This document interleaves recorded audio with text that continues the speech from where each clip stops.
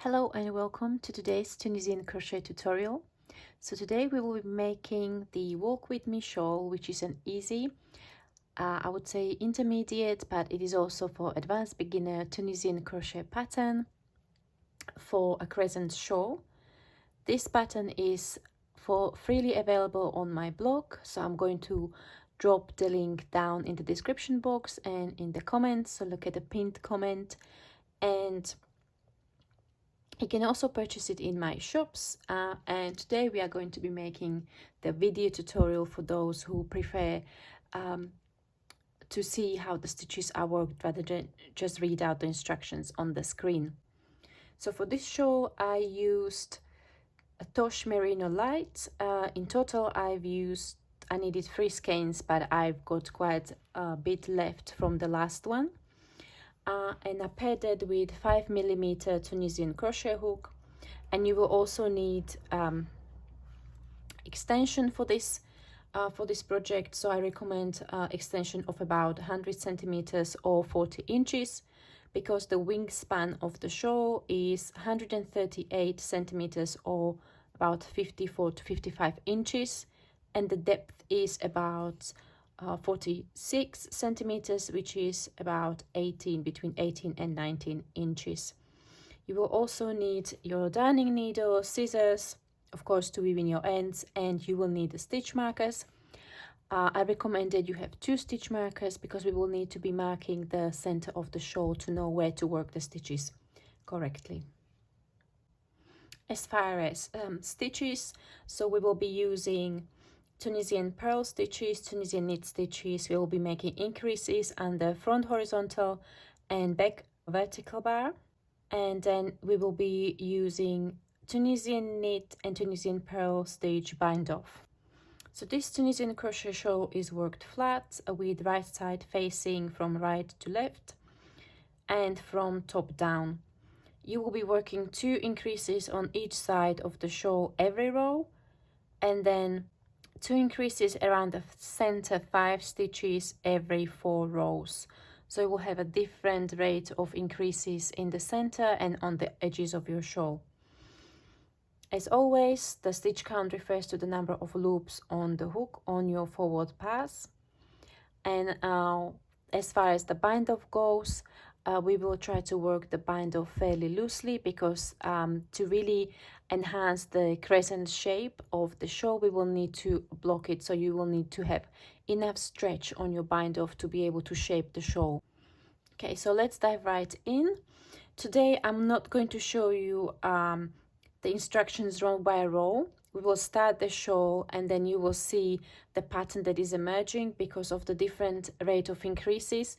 The basic instructions go over a lot of rows, but after a few rows you will actually get into the rhythm of the increases, so you will be able to kind of go at your own pace, even though we're not going to go through every row in detail. To start with, we will make a slip knot.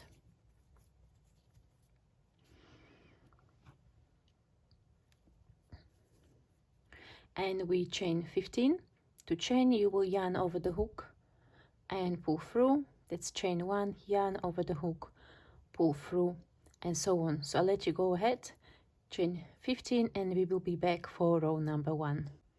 For row number 1, we will work in the back bumps of your chain stitches, so into this part of the stitch. So you insert your hook from front to back, yarn over and pull up a loop to the next one and next one. So you will end up with 15 loops on the hook after your forward pass of the row number 1.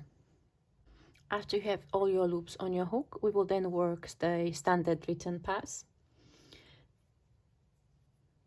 So you will yarn over and pull through 1, and then yarn over and pull through 2, and you will keep on repeating yarn over, pull through 2 all the way across the row. So for row number 2, we will start with a Tunisian knit stitch in the first stitch. So to work Tunisian knit stitch, you will work between the front and back vertical bar, and you will go in between the bars from front to back, yarn over, pull up a loop. Then we will work increase A and increase B. So increase A is to work on the front horizontal bar. So these are the horizontal bars, this would be the front, and this is the back horizontal bar. So we are going to go under the front horizontal bar, yarn over and pull up a loop. Then we continue with increase B, so this is into the back vertical bar. So we will insert the hook from right to left under the back vertical bar of the next stitch, yarn over and pull up a loop. Then we work 3 Tunisian knit stitches. So we're going to go into the stitch where we just increase, so that's 1, 2 and 3. Then we will work 5 Tunisian purl stitches. So for purl stitch, you'll bring the yarn forward, insert from right to left, yarn over and pull up a loop. So again, you bring the yarn forward, insert under the front vertical bar, yarn over and pull up a loop. So that's 2, 3, 4 and 5.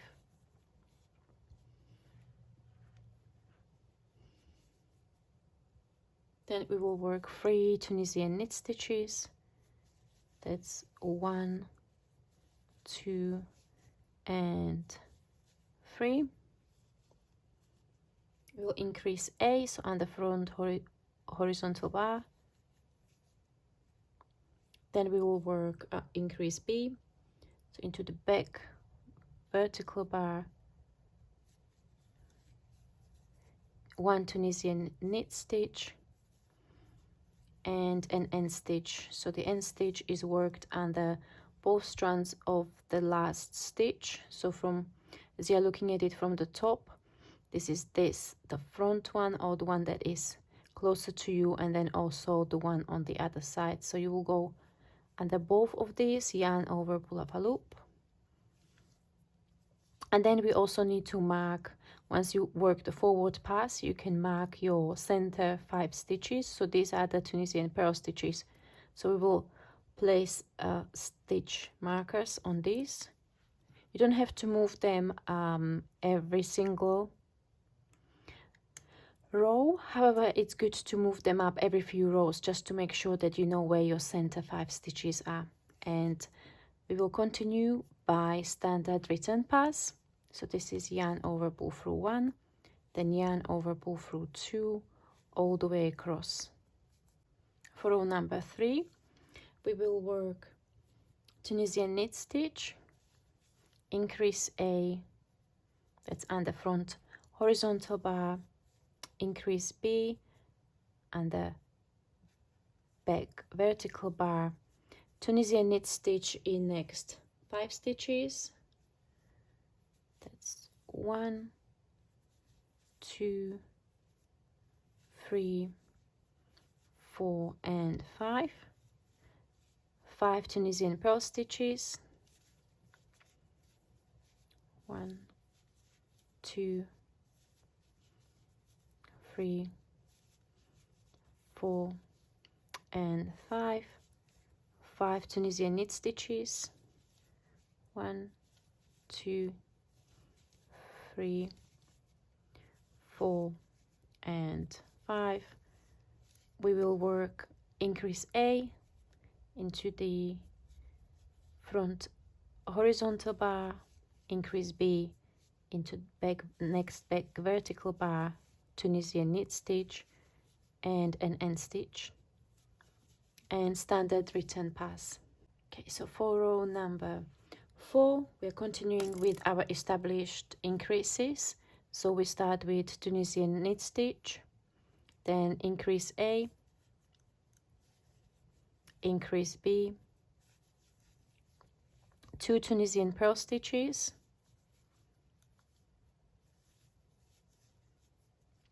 1 and 2, 5 Tunisian knit stitches,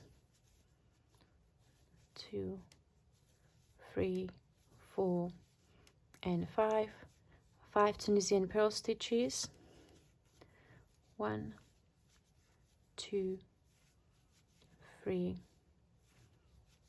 4, and 5. 5 Tunisian knit stitches.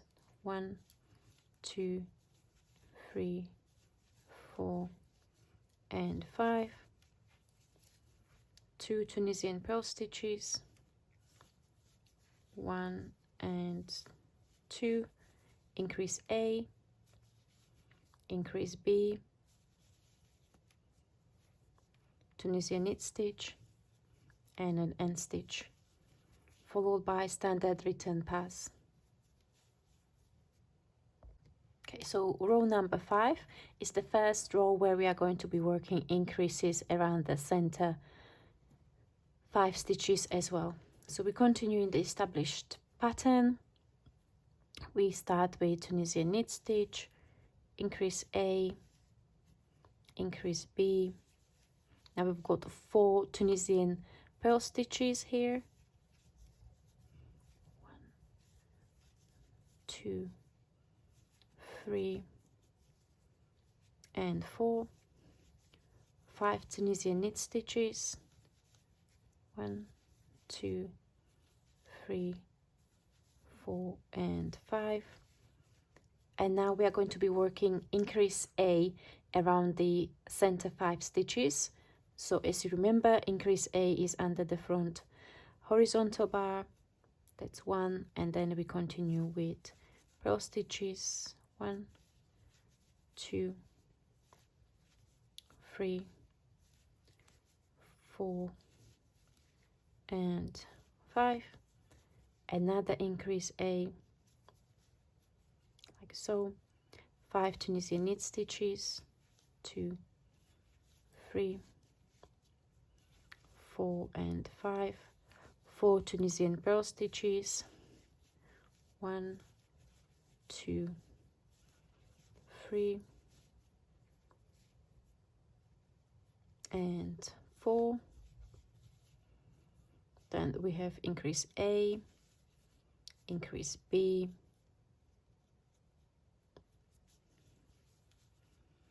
Tunisian knit stitch, and an end stitch,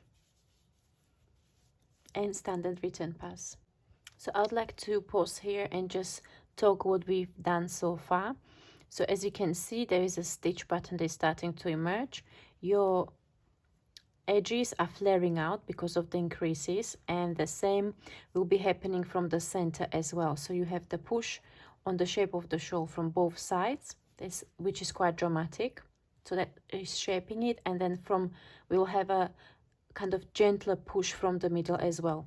As you can see, the stitch pattern is worked in a geometric shape. So we've got 5 stitches times 4 rows. So that's what we've done so far for the knit stitches, for the purl stitches, and here is a little knit stitch section as well. So after this, after the 4 rows, we will then swap the order of the stitches. So what is going to happen is, where you had the knit stitches here, the small 5 stitches times 4 rows in Tunisian knit stitch, in the next few rows, as you are building your increases, you will be building a small 5 stitches times 4 rows of Tunisian purl stitches. And the same happens in the center. So here we've had this 5 Tunisian purl stitches times 4 rows. So as we are working the next row, the row number 6, will be the last row I'm going to be showing you, you will work Tunisian knit stitch on the top. And the design idea behind this shawl was really to explore the irregular stitch pattern on the crescent shape, and that paired with the different colors, so you won't have just one single element really standing out, but the stitch pattern blended with the color changes. Okay, so let's get back to our row number 6. So we first work Tunisian knit stitch, our 2 increases, 1 and 2, then Tunisian purl stitch in the next 2 stitches, 1 and 2, then Tunisian knit stitch in next 5 stitches. So 1, 2, 3, 4, and then the 5th one is in that increase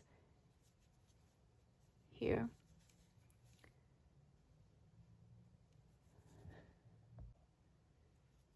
And 5 Tunisian purl stitches. 1, 2, 3, 4, and 5. Then 5 Tunisian knit stitches. 1, 2, 3, 4, and 5. And it's a good idea to now move the stitch markers up, so we basically won't mistake the center 5 stitches with the increases to, so you would shift your center stitches to left or right. So maybe every 4 rows it's worth to just move your stitch markers up. So then we work 5 Tunisian purl stitches. 1, 2, 3, 4, and 5. 5 Tunisian knit stitches. 1, 2, 3, 4, and 5. Then 2 Tunisian purl stitches. 1 and 2. Increase A,